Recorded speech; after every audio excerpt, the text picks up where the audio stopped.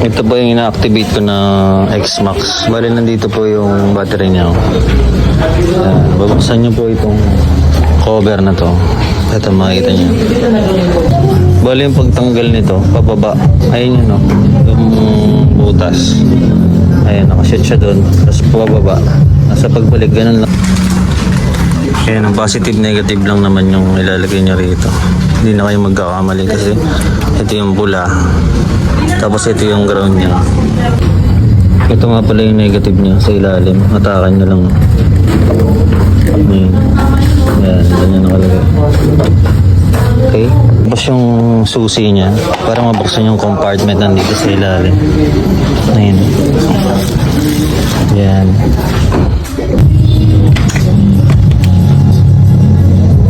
Yamaha.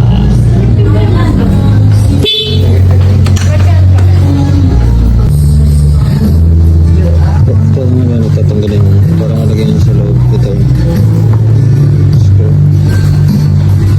Patak lang. Pababa. Lang to. Ayan o. Nangat ko na eh. Ayan o. Ngayon yung gomo. Binalik ko na lang. Kasi sumama doon.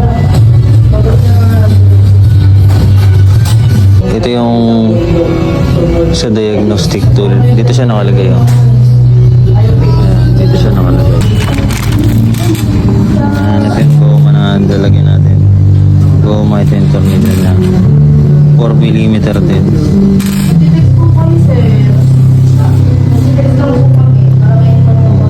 Nakalagay.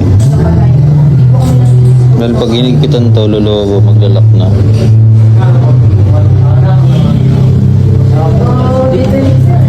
Okay. Ayan, nakabit ko na yung visor. Ganda. Taas yung mga gawas. Hindi lang yung dito ko, hindi ano. Gawas.